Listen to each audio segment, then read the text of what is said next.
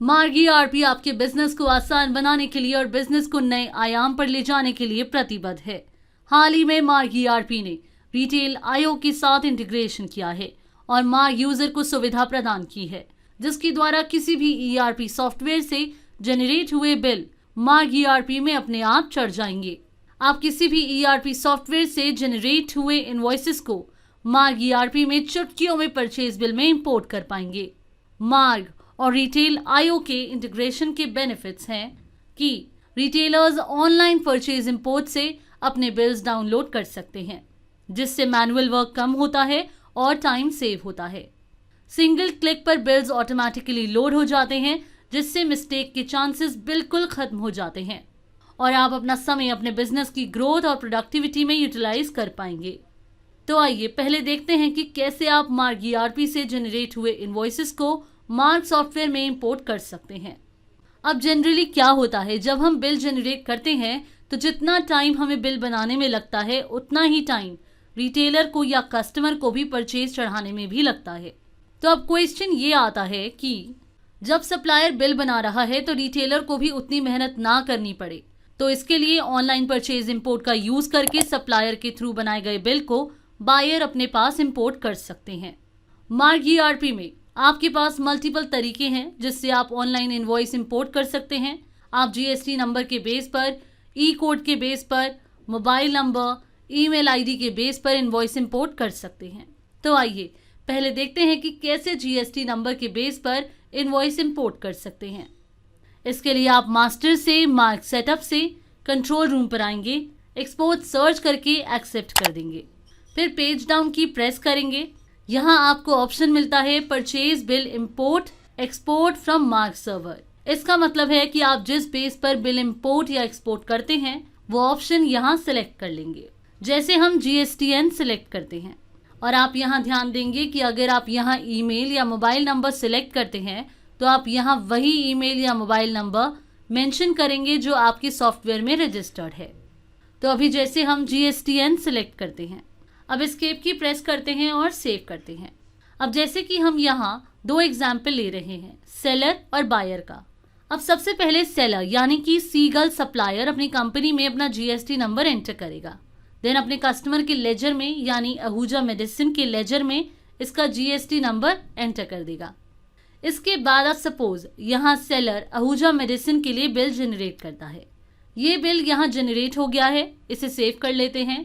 इसके बाद अब आप ट्रांजैक्शन में सेल में आएंगे। यहाँ आपको ऑप्शन मिलेगा अपलोड सर्वर पेंडिंग्स। इसका मतलब है कि जैसे ही बिल जनरेट करते हैं वो बिल्स अपलोड सर्वर पेंडिंग्स में आ जाते हैं, और साथ ही अगर आप कोई बिल मॉडिफाई करते हैं तो वो भी अपलोड सर्वर पेंडिंग्स में आ जाते हैं।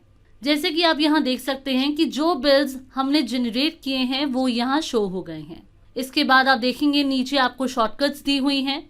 अब अगर आप यहाँ से बिल डिलीट करना चाहते हैं तो डिलीट की प्रेस करके इसे डिलीट कर सकते हैं। देन अब आप यहाँ से जिन बिल्स को अपलोड करना चाहते हैं सिंपली सिलेक्ट करने के लिए आप कीबोर्ड से प्लस की को प्रेस करेंगे, फिर इन्हें सर्वर पर अपलोड करने के लिए F6 प्रेस कर देंगे। इसके बाद अब बायर अपने पास अपनी कंपनी में अपना जीएसटी नंबर एंटर करेगा और ऐसे ही जिससे उसने माल परचेज किया है, मतलब जो सेलर है। जैसे इस केस में जो सेलर है वो है सीगल सप्लायर, तो वो इसके लेजर में इसका जीएसटी नंबर एंटर कर देगा।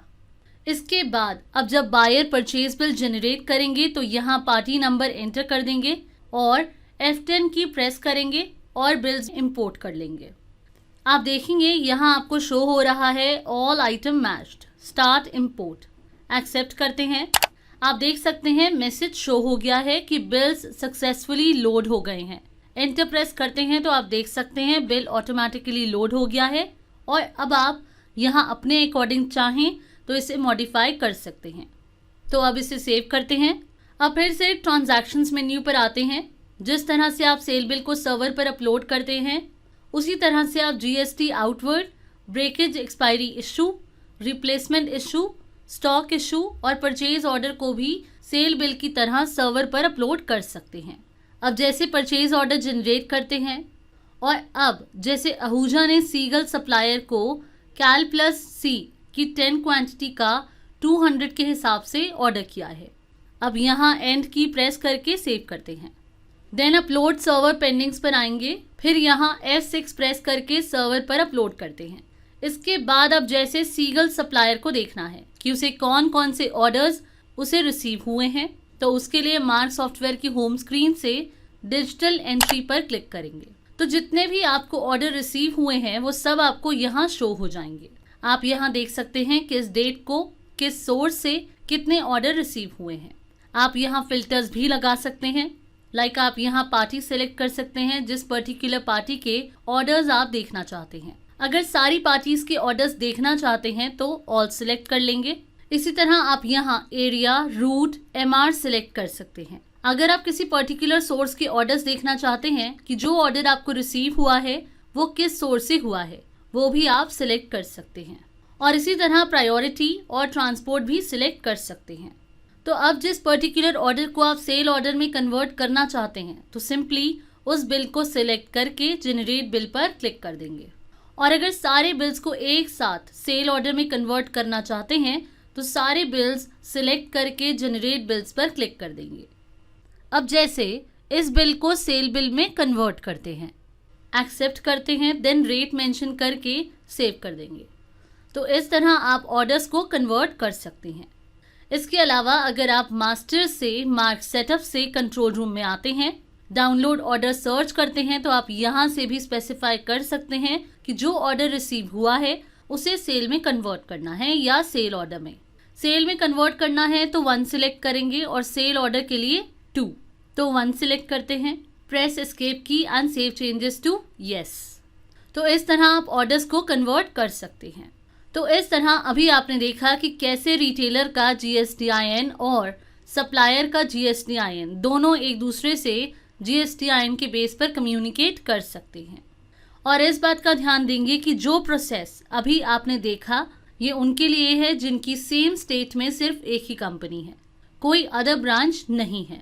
बट अगर किसी की एक ही स्टेट में मल्टीपल ब्रांचेस हैं और अगर वो इस प्रोसेस को फॉलो करते हैं तो उस केस में क्या होगा कि जब बिल्स अपलोड करेंगे तो सभी पार्टीज के पास सेम बिल्स आ जाएंगे, क्योंकि एक स्टेट में एक ही GST नंबर एप्लीकेबल होगा। तो अगर किसी की एक ही स्टेट में मल्टीपल ब्रांचेस हैं तो इसके लिए मार्क में प्रोविजन है कि आप ई-बिजनेस के बेस पर कम्युनिकेट कर सकते हैं।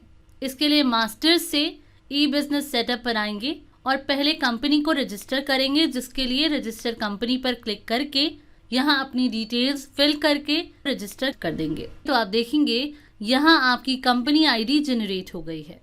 तो अब जैसे कि सप्लायर लाइक गोविंद सप्लायर अपने पास शिवानी मेडिसिन सेंटर के लेजर में बिल एक्सपोर्ट में ई-रिटेल सिलेक्ट करेंगे और कंपनी ID एंटर कर देंगे और ये कंपनी ID अपने retailer like Shivani medicine centre को प्रोवाइड करेंगे। देन शिवानी मेडिसिन सेंटर अपने पास गोविंद सप्लायर के लेजर में बिल इंपोर्ट में ई-रिटेल सिलेक्ट करके कंपनी ID एंटर कर देंगे।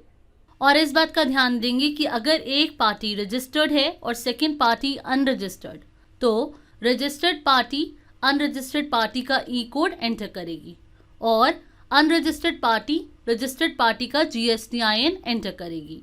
और इसी के साथ अगर सप्लायर और रिटेलर दोनों ही अनरजिस्टर्ड हैं तो उस केस में भी ई-बिजनेस के बेस पर कम्युनिकेट कर सकते हैं। इसके बाद अब सपोज यहाँ सप्लायर शिवानी मेडिसिन सेंटर के लिए बिल जनरेट करता है और इसे सेव कर लेते हैं। इसके बाद अब ट्रांजैक्शन से सेल से अपलोड सर्वर पेंडिंग्स पर आएंगे, तो आप देखेंगे बिल यहाँ आ गया है।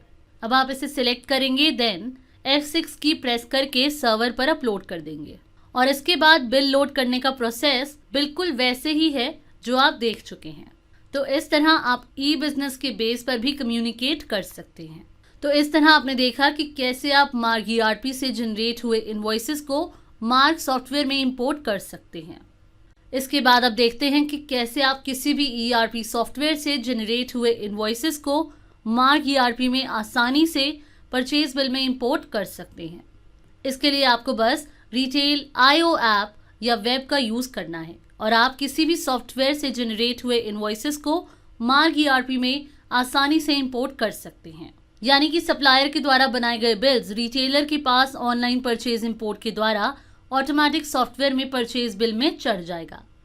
आपको बस रिटेल आईओ ऐप या वेब में जनरेट हुई आईडी का यूज करना है और कस्टमर और उनके सप्लायर्स के सारे इन्वेंट्री के ट्रांजैक्शंस मार्ग ईआरपी में इंपोर्ट हो जाएंगे। तो आइए अब देखते हैं कि रिटेल आईओ आईडी का यूज करके कैसे आप मार्ग ईआरपी में बिल्स इंपोर्ट कर सकते हैं। इसके लिए सबसे पहले आप मार्ग सॉफ्टवेयर में मास्टर से मार्ग सेटअप से कंट्रोल रूम पर आएंगे, एक्सपोर्ट सर्च करके एक्सेप्ट कर देंगे, देन पेज डाउन की प्रेस करेंगे और यहाँ फ्रॉम रिटेल आईओ सर्वर में रिटेल आईओ आईडी मेंशन करेंगे और ये रिटेल आईओ आईडी आपको आपके रिटेल आईओ ऐप या वेब में मिलेगी। तो अब जैसे ही आप यहाँ रिटेल आईओ आईडी मेंशन करेंगे तो आपको ऐप या वेब में ईआरपी से कनेक्ट करने की रिक्वेस्ट शो होगी कि आप इस रिटेलर आईडी को मार्ग ईआरपी से कनेक्ट करना चाहते हैं। तो यहाँ से अप्रूव कर देंगे और अप्रूव करते ही जितने भी सप्लायर्स आपकी ऐप या वेब में ऐड होंगे उन सबकी लिस्ट यूनिक कोड के साथ शो हो जाएगी। देन अब आप मार्ग ईआरपी में इन रिस्पेक्टिव सप्लायर्स के लेजर में उनकी रिटेल आईओ आईडी एंटर करेंगे जो ऐप या वेब में शो हो रही है। इसके बाद अब सप्लायर के द्वारा जनरेट किए गए बिल्स को डाउनलोड करने के लिए मार्ग सॉफ्टवेयर की होम स्क्रीन से डिजिटल एंट्री पर क्लिक करेंगे, फिर डिजिटल परचेज पर आएंगे और अब आप सिंपली यहाँ जनरेट बिल पर क्लिक करके इसे परचेज बिल में कन्वर्ट कर सकते हैं। और इसके अलावा परचेज बिल जनरेट करते टाइम भी बिल्स को डाउनलोड कर सकते हैं।